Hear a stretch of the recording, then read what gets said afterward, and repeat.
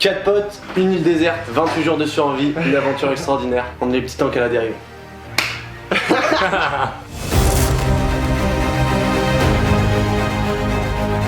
Le projet des petits tanks et le projet Fidji, c'est parti d'une idée assez simple. On est juste 4 potes, on avait envie de s'éclater, de montrer qu'on pouvait voyager et partir en fait en n'ayant pas forcément des connaissances ou des compétences incroyables. Et tout simplement aussi donner un peu à voir la beauté d'un environnement comme celui du Fidji en plein milieu du Pacifique. On a décidé de mélanger un peu ce côté didactique et l'aspect complètement défi challenge. Donc on est parti là-bas pendant un mois et on s'est éclaté. Pourquoi les Fidji? Parce que les Fidji déjà c'est simplement magnifique, mais aussi c'est touché par la pollution, c'est touché par notre société actuelle. Et sur notre petite île déserte on a retrouvé plein de déchets, plein de plastique. C'était aussi le moyen d'allier cette aventure de survie sur une île déserte, faire notre projet plastique et de pouvoir surfer, de pouvoir plonger, de pouvoir découvrir tout simplement de nouveaux horizons. Quelque chose qu'on n'avait pas du tout anticipé, qu'on n'avait pas du tout prévu dans l'histoire, c'était le côté humain et la rencontre avec les Fidjiens. Et ça c'était juste génial parce que les Fidjiens sont absolument incroyables, c'est une population hyper accueillante et voilà, et c'était un aspect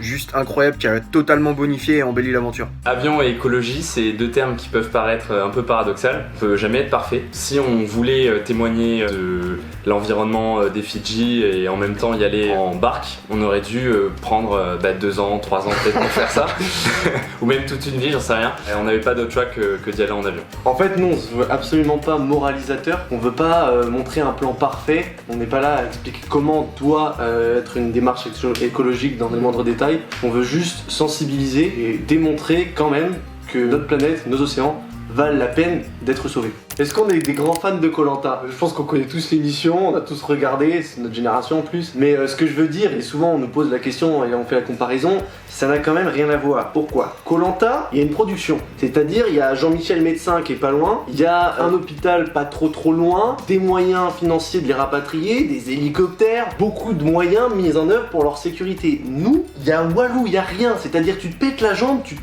tout seul. Il y a Romain Échou et sa 3e année de médecine pour te rafistoler avec son vieux tablier là et son vieux désinfectant qui mettait toutes les 6 secondes. Et c'est tout. Il y a rien d'autre, t'es mort. Comment est-ce que je me suis entraîné toute l'année pour le projet le plus intense et le plus impressionnant de toute ma vie? J'ai bu des bières, j'ai arrêté le sport et j'ai pris du poids. En fait il a stocké pendant une année et ça a marché.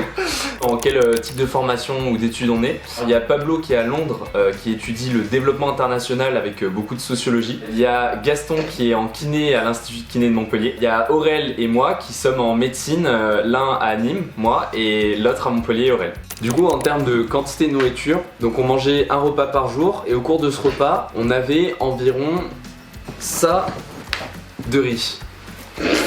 On avait environ ça de riz. Pour 4.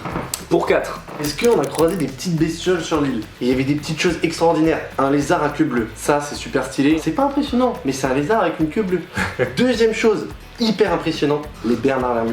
Les Bernardos. Après, du coup, évidemment, il y avait les classiques. Harry, le requin qu'on a resurnommé pour nous paraître plus sympathique, qui était un joli petit pointe blanche qu'on croisait dans le lagon. Ouais. Des petits pointes noires, des araignées et évidemment notre pote le serpent corail, qui est le serpent le plus dangereux du monde. Et on a oublié un truc, c'est les chèvres et les boucs traînés sur l'île et on ne sait même pas pourquoi sur une île déserte il y avait des chèvres. On va briser la glace, il y avait des chèvres sur l'île, on en a attrapé une, on l'a mangée, on la fera plus et on n'en parlera plus.